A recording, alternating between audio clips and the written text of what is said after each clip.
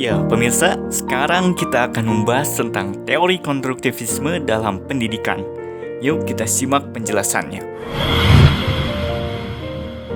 Konstruktivisme adalah pendekatan pembelajaran yang menekankan peran peserta didik dalam membangun pengetahuan mereka sendiri.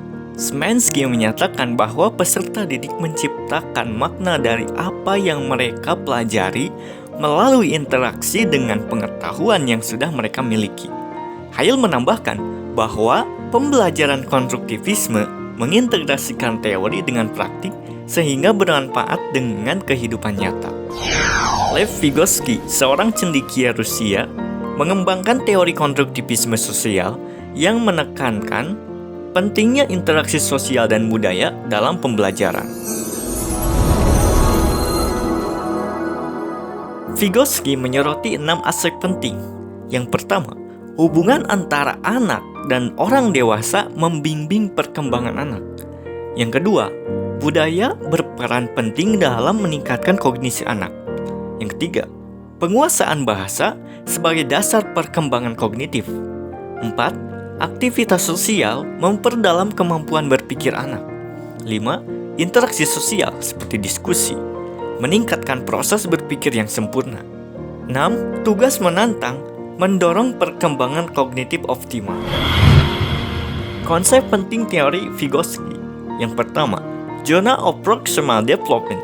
Pendidik berperan sebagai mediator untuk membantu siswa mengonstruksi pengetahuan. Yang kedua, scaffolding. Bantuan diberikan selama tahap awal pembelajaran dan dikurangi secara bertahap hingga siswa mampu belajar mandiri. 3. Tingkat kemampuan siswa yang mencerminkan variasi dalam tingkat kemandirian, kemampuan, dan pengalaman belajar yang mereka alami saat menghadapi tugas atau tantangan. Berikut penjelasannya.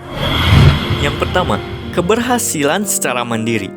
Siswa yang berada pada tingkat ini memiliki kemampuan untuk menyelesaikan tugas atau tantangan tanpa bantuan orang lain. Mereka menunjukkan pemahaman yang kuat, keterampilan yang memadai, dan rasa percaya diri yang tinggi. Keberhasilan mandiri menandakan bahwa siswa telah menguasai materi atau keterampilan yang dibutuhkan untuk tugas tersebut. Contohnya, siswa mampu mengerjakan soal matematika yang sudah dipelajari sebelumnya tanpa memerlukan panduan dari orang lain atau dari guru. Yang kedua, keberhasilan dengan bantuan. Di tingkat ini, siswa membutuhkan dukungan, arahan, atau panduan untuk menyelesaikan tugas. Bantuan bisa berasal dari guru, teman sebaya, atau sumber belajar lainnya. Contohnya, siswa memahami konsep kimia dengan bantuan video atau penjelasan tambahan dari guru. Yang ketiga, kegagalan dengan usaha.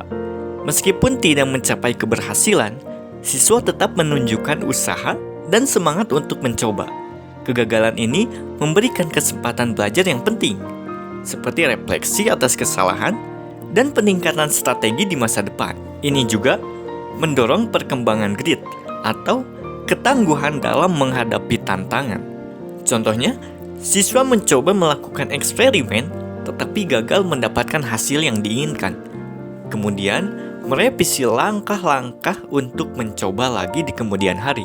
Ketiga tingkat ini menunjukkan perjalanan belajar yang dinamis, di mana keberhasilan dan kegagalan adalah bagian penting dari proses perkembangan kemampuan siswa dalam belajar. Prinsip pertama dalam teori konstruktivisme, siswa adalah pembelajar aktif. Mereka membangun pengetahuan mereka sendiri melalui pengalaman langsung, bukan hanya mendengarkan penjelasan atau ceramah saja. Jadi, pembelajaran harus melibatkan eksperimen, diskusi, dan refleksi.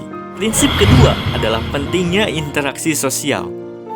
Siswa belajar lebih efektif ketika mereka berkolaborasi dengan teman, guru, bahkan lingkungan sekitar.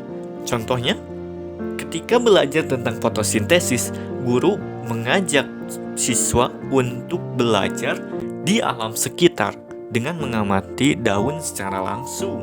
Prinsip ketiga, pembelajaran dalam konstruktivisme menjadi lebih bermakna. Siswa tidak hanya mendengarkan teori, tetapi menghubungkannya dengan pengalaman pribadi mereka, menjadikan lebih relevan. Ada banyak kelebihan dalam pendekatan konstruktivisme. Pertama, guru bukan hanya satu-satunya sumber pengetahuan. Guru berperan sebagai fasilitator yang membimbing siswa untuk menemukan dan menggali pengetahuan sendiri. Kedua, siswa lebih aktif dan kreatif dalam belajar. Baik itu di sekolah maupun di luar. Mereka mengaitkan pengetahuan baru dengan pengetahuan yang mereka miliki. Pembelajaran juga lebih bermakna karena siswa dapat mengaitkan materi yang dipelajari dengan pengalaman dan informasi dari dunia nyata. Contoh perlakuan konstruktivisme dalam pembelajaran. Yang pertama, diskusi kelompok. Misalnya, dalam pembelajaran sejarah, siswa dapat dibagi kelompok untuk mendiskusikan penyebab terjadinya Perang Dunia II. Setelah itu, mereka membagikan hasil diskusi mereka di depan kelas dan mendengarkan pendapat teman-teman mereka.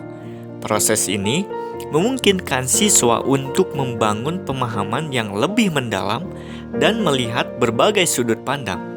Yang kedua, eksperimen atau praktikum. Di pelajaran sains, siswa dapat melakukan eksperimen untuk memahami konsep fisika, seperti hukum Newton. Alih-alih hanya mendengarkan penjelasan teori, mereka langsung mengamati dan merasakan bagaimana hukum-hukum tersebut bekerja dalam eksperimen praktis. Contoh yang ketiga adalah proyek berdasarkan masalah. Dalam pembelajaran matematika, siswa bisa diberi tugas untuk menyelesaikan masalah kehidupan nyata, seperti menghitung biaya pembangunan rumah. Mereka harus merencanakan anggaran, menghitung ukuran, dan menerapkan rumus-rumus matematika yang telah dipelajari untuk menemukan solusi. Contoh yang keempat adalah refleksi pribadi. Selain itu, siswa bisa diminta untuk menulis refleksi pribadi tentang bagaimana materi yang mereka pelajari relevan dengan kehidupan mereka. Ini membantu mereka mengaitkan pengetahuan yang baru mereka pelajari dengan pengalaman mereka di dunia nyata. Kekurangan teori konstruktivisme. Tentu saja, konstruktivisme juga memiliki kekurangan. Pertama, proses belajar ini lebih kompleks karena melibatkan banyak aspek kognitif yang harus dikelola oleh siswa. Kedua, peran siswa yang lebih besar bisa menjadi tantangan, terutama bagi mereka yang kesulitan mengonstruksi pengetahuan tanpa bantuan yang cukup. Dan bagi guru, peran mereka bukan hanya sebagai pengajar, tetapi sebagai fasilitator yang membantu siswa untuk membentuk pengetahuan mereka sendiri. Pemirsa, kesimpulan dari pembahasan tadi adalah, jadi meskipun konstruktivisme memiliki tantangan, pendekatan ini sangat bermanfaat untuk membangun pembelajaran yang lebih efektif, kreatif, dan bermakna dengan peran aktif siswa dan bimbingan guru.